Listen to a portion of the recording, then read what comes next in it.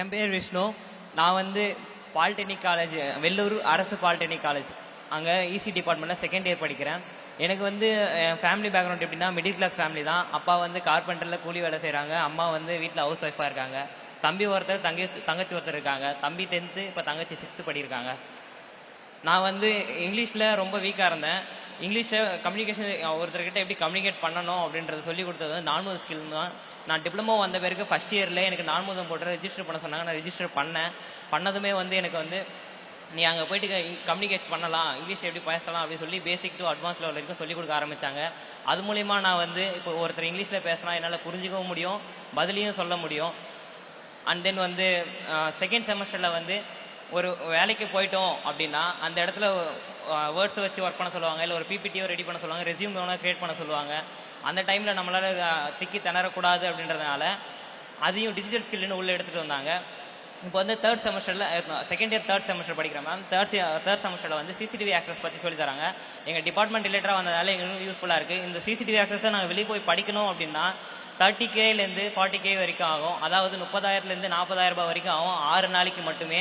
அந்த 6 நாளைக்கான செலவையும் இவங்களே எடுத்துக்கிட்டு, நாங்கள் வந்து போகிற பஸ்க்கான சார்ஜையும் எடுத்துக்கிட்டு வந்து படித்தா மட்டும் போதும் அப்படின்னு சொன்னாங்க. படித்து முடிச்சிட்டோம். இப்போ எங்கள் ஃபேமிலியில் வந்து எப்படின்னா ரொம்ப ஏழ்மை தான், படிக்க முடியாதனால 10th வந்து நினைலான்னு நினைக்கும் போது தான் எனக்கு வந்து டிப்ளமோ சேரலாம் அப்படின்னு தோணுச்சு. சரி, டிப்ளமோ சேர்ந்து என்ன பண்ண போகிறோம் அப்படின்னு நினைக்கும் போது தான் நான்முதல் ஸ்கீம் வந்ததுனால எனக்கு இன்னும் பெனிஃபிட் ஆகிடுச்சு. பெனிஃபிட் ஆன பிறகு இன்னும் என் தம்பி தங்கச்சிக்கெல்லாம் இப்போயே சொல்லிக் கொடுக்க ஆரம்பிச்சிட்டேன். நான் ஒரு டீச்சராக மாறிட்டேன் நான் நினைக்கிறேன். என்னை பொறுத்த வரைக்கும் என்னோட எய்ம் வந்து இஸ்ரோக்கு போகணுன்னு ஆசை. அதையும் நான்முதல் ஸ்கீமில் சொல்லி தராங்க. காம்படிட்டிவ் எக்ஸாம் அட்டன் பண்ணணும், அதையும் சொல்லி தராங்க. இந்த வாய்ப்பை கொடுத்த நான்முதல் திட்டத்தை அரேஞ்ச் பண்ண எல்லா ஃபேக்கல்ட்டி எல்லாருக்குமே என்னோட மனமார்ந்த நன்றியை தெரிவிக்கிறேன். ஏன்னா என்ன மாதிரி ஏழ்மையாக இருக்கிற இன்னொரு 10 பேர் வந்து அந்த நான்முதம் போட்டு ரெஜிஸ்டர் பண்ண ஆரம்பித்தாங்கன்னா அந்த 10 பேர் நாளைக்கு ஒரு முதல்வராக மாறுவாங்க. நாளைக்கு என்ன மாதிரி ஒரு இஸ்ரோக்கு போகிறதோ இல்லை ஒரு ஐஏஎஸ் ஆகிறதோ ஐபிஎஸ் ஆகிறதோ அவங்களோட எய்மாக இருக்கும். அதுக்கு எல்லா காம்படிட்டிவ் எக்ஸாம் ஒரு தடையாக இருந்ததை உடச்செறியதுக்காக நான்முதல் ஸ்கீமை உள்ளே எடுத்துகிட்டு வந்தாங்க. நன்றி. தேங்க்யூ. கண்டிப்பாக நீங்கள் இஸ்ரோக்கு போவீங்க, ஐஎஸ்ஆர்ஓவில் கண்டிப்பாக நாங்கள் வந்து உங்களை ஒரு நாள் டிவியில் பார்ப்போம். நீங்கள் ஏதாவது ஒரு சாதனை பண்ணும்போது நாங்கள் பார்ப்போம், ரொம்ப பெருமையாக. அடுத்ததாக பிரேமா, மிஸ் பிரேமா எங்கே இருக்கீங்க? ஹாய் பிரேமா, நீங்கள் என்ன சொல்லணும்? நான் பிரேமா, தென்காசி மாவட்டம் கழுநீர்குளம் அப்படிங்கிற ஒரு கிராமம் தான் என்னோட ஊர். அப்பா பேர் வந்து ராமசாமி. அப்பா வந்து மேஷனாக இருக்காங்க. அம்மா வந்து முத்துலக்ஷ்மி. அம்மா வந்து இந்த வயல் வேலைக்கு போகிறது அது மாதிரி வேலை பார்த்துட்டு இருக்காங்க. நான் வந்து படித்தது எல்லாமே கவர்மெண்ட் ஸ்கூலில் படித்தேன். அப்புறம் வந்து கவுன்சிலிங் மூலமாக வந்து கவர்மெண்ட் காலேஜ் ஆஃப் இன்ஜினியரிங் திருநெல்வேலியில் இசி டிபார்ட்மெண்ட் கிடைச்சது. ஸோ எங்கள் ஊரில் எப்படின்னா வந்து படிக்க அனுப்புறது வந்து கொஞ்சம் கஷ்டம்தான். அதுவும் வந்து எங்கள் அப்பாவுக்கு வந்து நாங்கள் 2 பேர் பொண்ணு, நான் அப்புறம் தங்கச்சி. எங்கள் ஊரை பொறுத்த வரைக்கும் என்னென்னா அப்பா வந்து ரொம்ப பேசுவாங்க. ஒரு பையன் இல்லை அப்படிங்கிறது வந்து அவ்வளோ ஒரு இதாக சொல்லுவாங்க. ஆனால் எல்லாரும் சொல்லுவாங்க, எதுக்கு பொம்பளை பிள்ளைய படிக்க வச்சுட்டு படித்து என்ன ஆக போகுது அப்படி தான் சொல்லுவாங்க. ஆனால் அப்பா வந்து அப்படிலாம் இல்லை, என் பொண்ணு வந்து அவள் சொந்த காலில் நிற்கணும் அப்படின்னு சொல்லிட்டு என்னை படிக்க வச்சாங்க. அப்புறம் நான் படிச்சுட்டே இருந்தேன். படிச்சுட்டு இருக்கும்போது அப்போனா அப்பா ரொம்ப கஷ்டப்பட்டுருக்காங்க. அப்பா அம்மா சின்ன வயசுலேருந்தே கஷ்டப்பட்டுட்டே தான் இருந்தாங்க.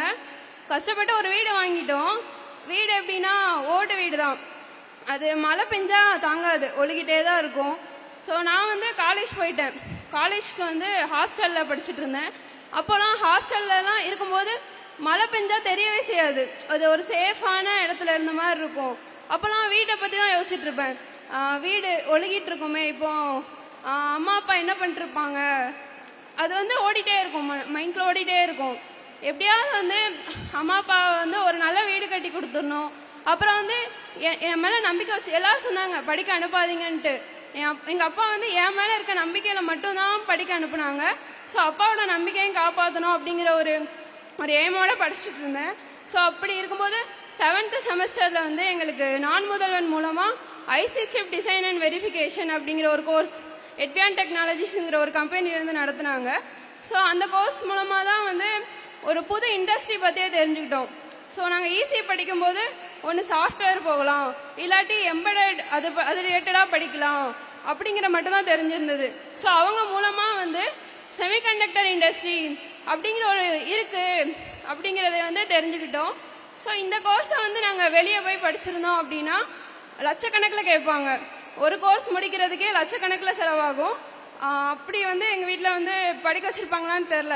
ஏன்னா அப்பாவும் இன்னும் கஷ்டப்பட்டுகிட்டே தான் இருக்காங்க. ஸோ அதுவும் இல்லாமல் நேர்லேயே வந்து சொல்லி தந்தாங்க. வீக்லி தேர்ஸ்டே வந்து ட்ரைனர்ஸ் வந்து சொல்லி தருவாங்க. ஸோ எப்படின்னா நான் நினச்சதெல்லாம் நான் அந்த கோர்ஸ் படித்தேன். அப்புறம் ஹேக்கத்தான் நடந்துச்சு. ஹேக்கத்தான் அட்டன் பண்ணோம். இன்டர்வியூ ப்ராசஸ் போயிட்டு இருந்துச்சு. அதை முடித்தேன். ஸோ அதை முடிச்சுட்டு இப்போ நாங்கள் ஒரு நான் முதல்வன் மூலமாக ஒரு 9 பேர் வந்து எட்வியான் டெக்னாலஜிஸ் அப்படிங்கிற ஒரு செமிகண்டக்டர் ரிலேட்டடான ஒரு கம்பெனியில் ஒர்க் பண்ணிட்டு இருக்கோம். அது வந்து எப்படின்னா இப்போ வந்து யாருமே வந்து எங்கள் அப்பா கிட்ட போய் சொல்ல முடியாது, நீ படிக்க வச்ச, ஆனால் உன் பொண்ணு வந்து நான் இப்போ ஏதாவது படித்து முடிச்சுட்டு வீட்டில் இருந்திருந்தேன் அப்படின்னா வந்து எங்கள் அப்பா மற்றவங்களாம் சொன்னது உண்மையாயிருக்கும், பொம்பளை பிள்ளை படித்து என்ன பண்ணுறா அப்படின்ட்டு. ஆனால் இதுக்கப்புறம் யாருமே வந்து அந்த வார்த்தையே சொல்ல முடியாது, பொம்பளை பிள்ளை படித்தா என்ன பண்ண முடியும் அப்படிங்கிறது. ஏன்னா வந்து கேர்ள்ஸ்க்கு தெரியும், கேர்ள்ஸோ பாய்ஸோ 2 பேருக்குமே ஒரே எய்ம் தான். நம்ம அம்மா அப்பாவை எப்படி பார்த்துக்கணும் அப்படிங்கிறது வந்து 2 பேருக்குமே காமனான ஒரு எய்ம் தான். ஸோ அதை வந்து என் அப்பா வந்து இப்போ ரொம்ப பெருமையாக இருப்பாங்கன்னு நினைக்கிறேன். ஏன்னா வந்து அவங்க வச்ச நம்பிக்கையால் தான் வந்து இவ்வளோ தூரம் வந்து எல்லாமே பாசிபிளாக ஆகிருக்கு. ஸோ அப்பா அம்மா 2 பேருக்குமே வந்து ரொம்ப நன்றி சொல்லணும். அவங்களால மட்டும்தான் இது நடந்துச்சு. அதுக்கப்புறம் நான் முதல்வன் ஸ்கீம், ஸோ அது மட்டும் இல்லைன்னா வந்து என் லைஃப் இப்படி ஆயிருக்குமான்னு தெரில. படிச்சுட்டு முடிச்சுட்டு என்ன பண்ணியிருப்பேன் அப்படிங்கிற ஒரு ஐடியாவே இல்லாத போது வந்து சான்ஸ் தான் இது. ஸோ ஃப்யூச்சரில் என்ன பண்ணோம் அப்படின்னா அப்பா அம்மாவுக்கு மழை பெய்தோ வெயில் அடிக்குதோ எதையுமே ஒரு கவலையே இல்லாமல் அம்மா அப்பா சேஃபாக இருக்க மாதிரி ஒரு பெரிய வீடு கட்டணும், மழையில் நனையாத மாதிரி. ஸோ அப்புறம் வந்து அது நானும் அப்பா அம்மா என் தங்கச்சி 4 பேருமே சேர்ந்து கட்டணும், எங்கள் உழைப்பில் கட்டினதாக இருக்கணும். அப்புறம் வந்து தங்கச்சி வந்து படிச்சுட்டு இருக்காங்க government college basic computer science 2nd year படிச்சுட்டு இருக்காங்க. ஸோ அவங்கள வந்து எம்எஸ்சி படிக்க வைக்கணுங்கிறது வந்து ஒரு எய்ம். அவங்களும் வந்து எங்கள் அப்பா பேரை காப்பாற்றணும்னா நாங்கள் 2 பேருமே வந்து முன்னேறணும். ஸோ அதனால அவங்களே படிக்க வைக்கணும். ஸோ என்னோட ஃபர்ஸ்ட் மந்த் சேலரி வந்து என் கையில் இப்போ இருக்கு. அது வந்து நான் எங்கள் அப்பா கையில் கொடுக்கணும் இந்த மேடையில் அப்படின்னு ஆசைப்படுறேன். எல்லாத்துக்குமே அப்பா தான் ரீசன். ஸோ அப்பா கையில் கொடுக்கணும். அப்பா இங்க வந்திருக்காரா? உங்க அப்பாவோட பேரு ராமசாமி. திரு ராமசாமி ஐயா அவர்களை மேடைக்கு அழைக்கிறோம். சார் மேடைக்கு வரீங்களா?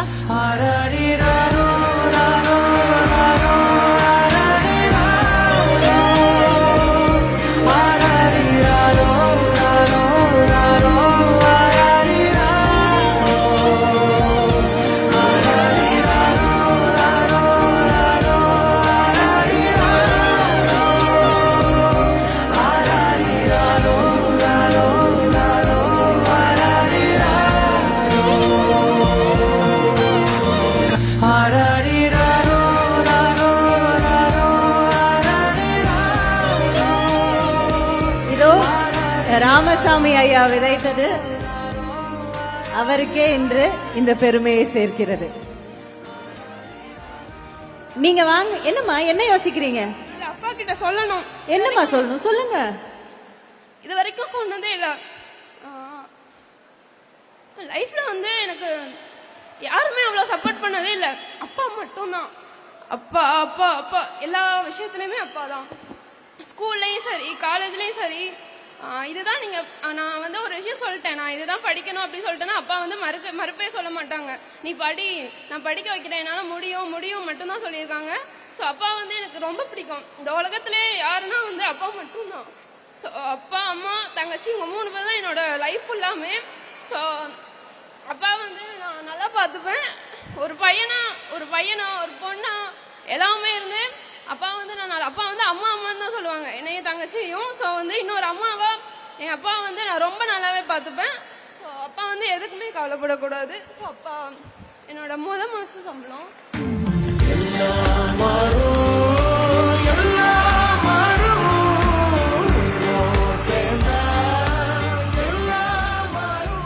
ஐயா ஜெயிச்சிட்டீங்க. ஐயா ஜெயிச்சிட்டீங்க. ஏதாவது சொல்ல விருப்பப்படுறீங்களா? என் மகளை படிக்கும்போது எல்லாரும் சொன்னாங்க, பொட்டை பிள்ளையை படிக்க வைக்காதான்னு சொன்னாங்க. நான் எல்லாத்தையும் மீறி என் பொண்ணு நல்லா படிக்கணும், என்னை நம்பி இருக்கக்கூடாது, அவள் வாழ்க்கையை அவள் பார்த்துக்கணும் அப்படிங்கிறதுல உறுதியாக இருந்தேன். அதே மாதிரி உறுதிப்படுத்திட்டா என் மகா. பெருமையாக இருக்குது. நன்றி நன்றி, தேங்க்யூ. ரொம்ப நன்றிங்க ஐயா. உங்க பொண்ணு வந்துட்டு இன்னைக்கு உங்களை மட்டும் பெருமைப்படுத்தல, இந்த நான் முதல்வன் திட்டத்தையும் சேர்த்து பெருமைப்படுத்தியிருக்காங்க. திட்டம் வகுத்தது அரசாங்கம் தான். நம்மளுடைய சீஃப் மினிஸ்டர் கண்டிப்பா இத பார்த்து ரொம்ப ரொம்ப சந்தோஷப்படுவாரு. ரொம்ப ரொம்ப அவரும் ஒரு அப்பா மாதிரி கண்டிப்பா இத பார்த்து பெருமைப்படுவாரு. சீக்கிரம் வீடு கட்டுங்க.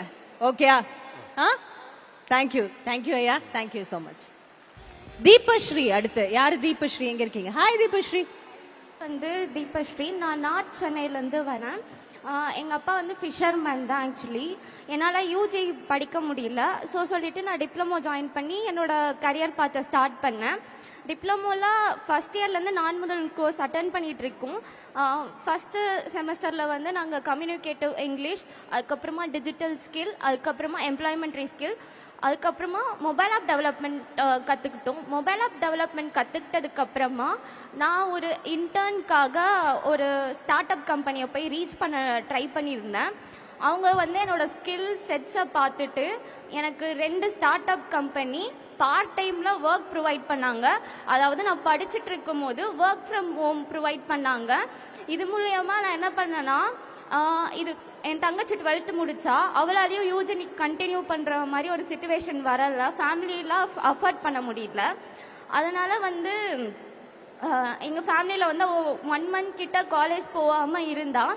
என்னோட ஸ்டார்ட் அப் அந்த கம்பெனி மூலயமா அவளுக்கு அவளோட ஃபீஸை நான் கட்டினேன். ஃபஸ்ட்டு எனக்கு ஜஸ்ட் 19 years தான் ஆகுது. அவளோட ஃபீஸை நான் அஃபோர்ட் பண்ணி கட்டி இப்போ எங்கள் ஃபேமிலியில் அவள் ஃபர்ஸ்ட் கிராஜுவேஷன். என்னால் யூஜி படிக்க முடியல. பட் என் தங்கச்சி நான் யூஜி படிக்கிறதுக்காக வச்சுருக்கேன். நானும் கூடிய சீக்கிரத்தில் யூஜி படிக்க ஸ்டார்ட் பண்ணிடுவேன். Thank you thank you.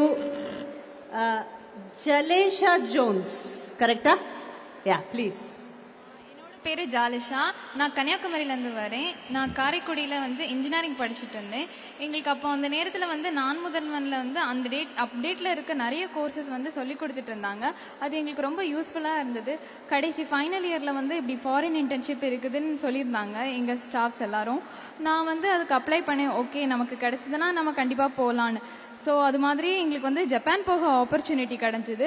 நான் சின்ன வயசில் ஸ்கூல் படிக்கிறது வரைக்குமே அப்பா தான் வீட்டிலேருந்து ஸ்கூல் போகிறது வரைக்கும் வேனில் தான் போயிட்டு வருவேன். எங்கேயுமே தனியாக போனது கிடையவே கிடையாது. ஸோ எனக்கு எப்படின்னா ஒரு பயம் இருந்துச்சு. சரி, ஓகே, நம்ம காலேஜ் முடிச்சிட்டோம், அப்புறம் என்ன பண்ணுவோம், நம்ம இது வரைக்கும் எங்கேயுமே தனியாக போனது கிடையாது, தனியாக போய் வேலை பார்த்துப்போமா, நம்மளால் முடியுமா அப்படின்னு எனக்கு ஒரு பயம் இருந்துகிட்டே இருந்தது. இந்த இன்டர்ன்ஷிப்காக நான் ஜப்பான் போயிருந்தேன். அங்கே ஜப்பானில் நெக்ஸ்ட் கார்பரேஷனில் வேலை பார்த்தோம். நாங்கள் இன்டர்ன்ஷிப் பண்ணிட்டு இருந்தோம்.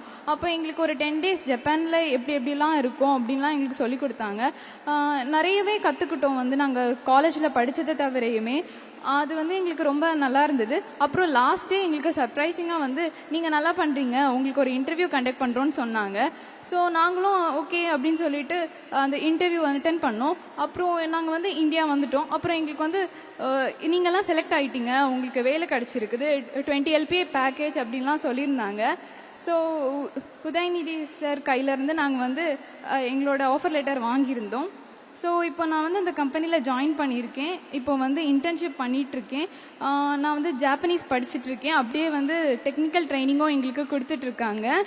ஸோ இன்னும் 1 yearல் நாங்களும் போய் ஜப்பானில் வேலை பார்ப்போம். ஸோ இது எனக்கு என்னென்னா, இல்லை நம்ம இங்கே தான் இருந்துருப்போம் ஊரோட அப்படின்னு எனக்கு ஒரு பயம் இருந்தது.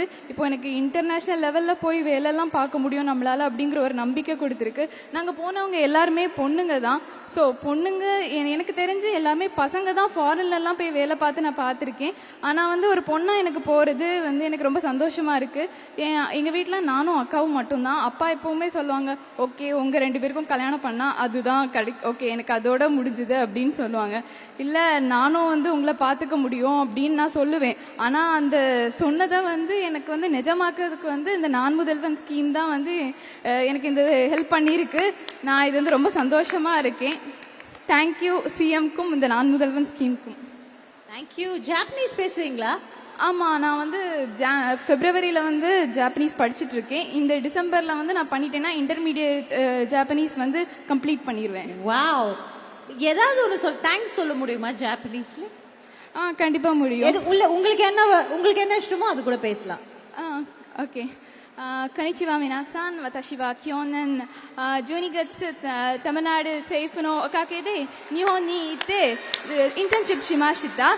その結果就職することもできました。そのような珍しい機会をくださったタミナル政府と CM さんに私の心からどうもありがとうございます。ஐ திங்க் அரசு பள்ளியோட மாணவியோட வெற்றிங்க இது.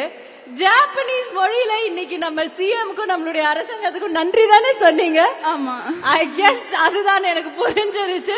Thank you so much. That's such a heart warming moment for us. ரொம்ப நன்றிமா. அடுத்ததாக சுமித் குமார். வாங்க Sumit Kumar. You can exchange the mic. Yeah. எல்லாருக்கும் வணக்கம். நான் வந்து திருவண்ணாமலை மாவட்டத்தில் நாவல் என்ற ஒரு சின்ன கிராமத்துலேருந்து வரேன். நான் அறிஞர் அண்ணா அரசு கலையில் பிஎஸ்சி கெமிஸ்ட்ரி தேர்ட் இயர் இப்போ கரண்ட்டில் படிச்சுட்டு இருக்கேன். நான் வந்து செகண்ட் இயர் வந்து படிக்கும் போது இன்டர்நேஷனல் இன்டர்ன்ஷிப் ப்ரோக்ராம்னு ஒரு ப்ரோக்ராமில் வந்து செலக்ட் ஆயிருக்குன்னு ஃபேக்கல்ட்டி வந்து சொன்னாங்க. அதை பற்றி டீட்டெயில்டாக பார்க்கும்போது தான் தெரியுது அது வந்து இன்டர்நேஷனல் இன்டர்ன்ஷிப் ப்ரோக்ராமுக்காக சவுத் கொரியாவுக்கு வந்து தமிழ்நாட்டு அளவில் 6 பேர் செலக்ட் பண்ணியிருக்காங்கன்னு சொன்னாங்க. அது ஃபஸ்ட்டு ஃபேக்கல்ட்டிக்கு சொல்லும் போது அவங்களுக்கே அதை நம்ப முடியுதான்னு தெரியல. 6 பேர் தான் செலக்ட் பண்ணியிருக்காங்க. இல்லை இது இன்னும் ஷார்ட் லிஸ்ட் பண்ணுவோன்னு சொல்லியிருந்தாங்க. சரின்னு வெயிட் பண்ணியிருந்தோம். அதுக்கப்புறம் ஃபைனல் லிஸ்ட்டும் வந்துச்சு. 4 பாய்ஸு 2 கேர்ள்ஸ் வந்து சவுத் கொரியாவுக்கு இன்டர்ன்ஷிப் அதுக்காக செலக்ட் பண்ணியிருந்தாங்க. ஃபர்ஸ்ட்டு வீட்டில் சொல்லும் போது வீட்டில் வந்து லிட்டரலாக சொல்லலாம் அவங்க அழுதுட்டாங்க. ஏன்னா நாங்கள் வந்து சின்ன கிராமம் தான், யாரும் இது வரலாம் ஃப்ளைட்டில் ஏறின எக்ஸ்பீரியன்ஸ்லாம் இல்லை. என்னோட ஜென்ரேஷன்லேயே ஃபஸ்ட்டு ஃப்ளைட் ஏறி ஃபாரின் போனது அது நான் தான். ஸோ அது வந்து என்னுடைய வாழ்க்கையில் வந்து ஒரு டேர்னிங் பாயிண்ட்டாக இருந்துச்சு. அதுக்கப்புறம் சியோலில் போயிட்டு இறங்கிட்டு அங்கே வந்து கஜான் யூனிவர்சிட்டியில் பயோ நானோ ரிசர்ச் அப்ளிகேஷன் சென்டரில் ஒரு யூனிவர்சிட்டியில் போயிட்டு நாங்கள் வந்து 15 days இன்டர்ன்ஷிப் அட்டன் பண்ணோம். அங்கே வந்து எப்படின்னா ஒரு நானோ பார்ட்டிகல்ஸ் வந்து எப்படிலாம் சிந்தசிஸ் பண்ணலான்னு கைண்ட் ஆஃப் இன்ஸ்ட்ருமெண்ட் ஹேண்ட்லிங்கில் எங்களுக்கு சொல்லிக் கொடுத்தாங்க. அது மட்டும் இல்லாமல் அங்கே இருக்க டாப் லெவல் யூனிவர்சிட்டிலையும் எஸ்என்யூ சியோல் நேஷனல் யூனிவர்சிட்டி அப்புறம் தொங்குக் யூனிவர்சிட்டி அந்த 2 யூனிவர்சிட்டிக்கும் இன்டர்னாக கூட்டு போயிட்டு ஒரு நாள் வந்து அங்கே இருக்க டீச்சிங்லாம் எப்படி இருக்குது, நம்ம வந்து தியரிட்டிக்கலாக அதிகமாக படிக்கிறோம், அவங்க வந்து மேக்ஸிமம் ப்ராக்டிக்கலாக படிப்பாங்க. அது வந்து லைஃப் கூட நம்ம வந்து கனெக்ட் பண்ணி படிக்க முடியுது. இந்த இன்டர்ன்ஷிப் முடிச்சுட்டு ரிட்டர்ன் நாங்கள் வீட்டுக்கு வந்துட்டோம். இதுதான் என்னோட பெனிஃபிட். இது மட்டும் இல்லாமல் நாங்கள் முடிச்சுட்டு வந்த 6 பேருக்குமே அடுத்து எங்களோட ஹையர் ஸ்டடி பண்ணுறதுக்கு மந்த்லி 60,000 ஸ்டைஃப்னோட எங்களுக்கு வந்து அப்ரோச் பண்ணியிருக்காங்க. ஸோ நாங்கள் எல்லாரும் அடுத்த வருஷம் கொரியாவில் போயிட்டு அந்த யூனிவர்சிட்டிஸ்லாம் படிப்போம். ஸோ நான் வந்து ஒரு சின்ன கிராமத்தில் சாதாரணமாக படிச்சுட்டு இருந்தோம். வெளிநாட்டுக்கு போகுமா ஃப்ளைட்டில் போகுமான்றதுலாம் ஒரு கனவு மாதிரி இருந்துச்சு. ஆனால் இந்த வயசுலேயே எங்களுக்கு வந்து அது நினைவாக்கியிருக்குன்னா கண்டிப்பாக நான் முதல்வன் திட்டம் தான். ஸோ முதல்வர் ஐயா அவர்களுக்கும் துணை முதல்வர் ஐயா அவர்களுக்கும் நான் முதல்வன் திட்டத்துக்கும் ரொம்ப நன்றி. அப்புறம் காலேஜ் ஃப்ரெண்ட்ஸ் அண்ட் ஃபேமிலிக்கு ரொம்ப தேங்க்ஸ். அவங்க மோட்டிவ் பண்ணலாம் இந்த இடத்த நான் வந்திருக்க மாட்டேன். So thank you.